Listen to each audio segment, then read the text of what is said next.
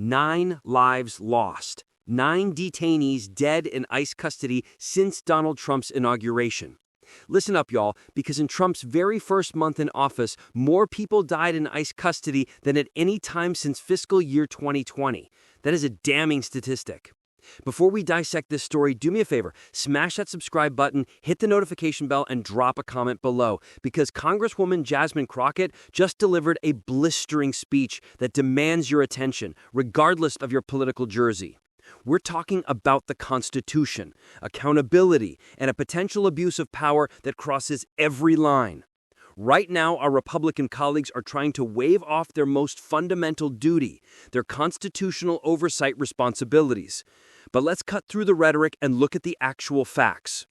In March, we learned that Trump administration didn't just stumble into this. They were actively dismantling the Department of Homeland Security's oversight apparatus. They were gutting the Office of Civil Rights and Civil Liberties and firing staff in the immigration detention offices that run internal checks. Their public excuse?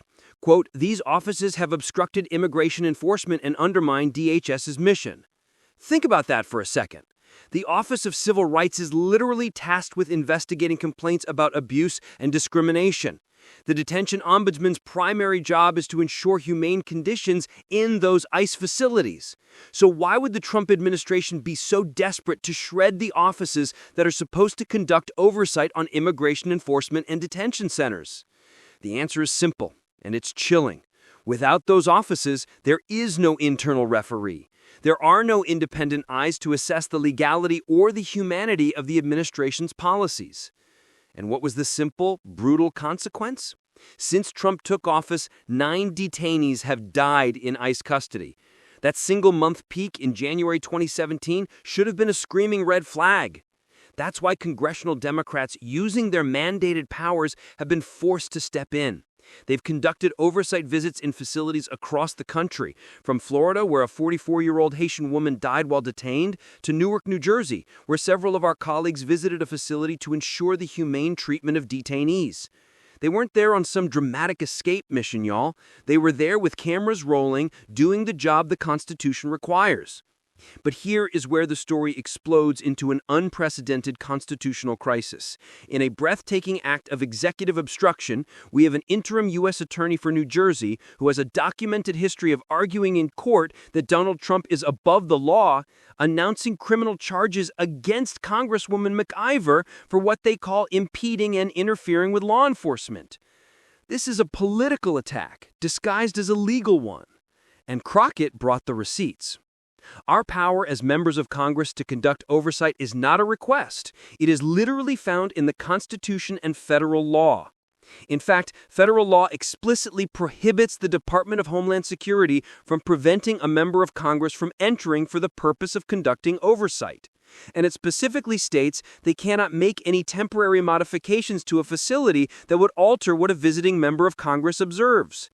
It is against the law for them to block access. Full stop. Furthermore, the court has consistently held that the speech and debate clause of the Constitution protects individual members from prosecution for their legislative acts, which includes fact-finding, field investigations, and information gathering. The court's primary purpose in establishing that clause was to, quote, prevent intimidation by the executive. So let's call this exactly what it is.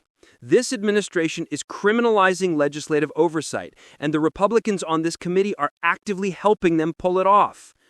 Crockett's words were sharp, and they were direct. Representative McIver didn't engage in interference. It was ICE that engaged in interference while members of Congress were simply trying to conduct legitimate oversight of their facilities. Whether you're American or not, whether you lean left or right, you should be deeply disturbed about this profound abuse of power. Crockett made it clear. The law protects Congress. It protects their visits. It protects their right to see the truth. And yet this administration and this U.S. attorney are trying to toss the Constitution aside and prosecute them for doing their job. She believes this administration is criminalizing legislative oversight, and she believes her Republican colleagues are complicit in making it happen. Now, Crockett's tone is fire, but her argument taps into a fear many Americans share right now, a fear that oversight has become optional and that accountability is being replaced with intimidation and loyalty tests. This issue is now bigger than Trump, bigger than MacIver, and bigger than this single committee hearing. She's talking about the very idea of democracy being pushed aside for the sake of political agendas.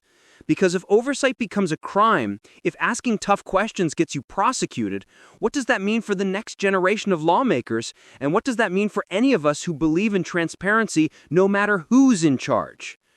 Jasmine Crockett brought the heat, but more importantly, she brought the constitutional receipts. She's reminding Congress and the rest of us that this system only works if people are brave enough to stand up when power is being abused. Anyway, I want to hear from you. Do you think Representative Crockett is right that this administration is crossing a dangerous and unprecedented line, or you think she's exaggerating for a political effect? Drop your thoughts in the comments below. Don't forget to like, subscribe, and share this video if you believe oversight and accountability still matter in this country, because this conversation and this fight is far from over.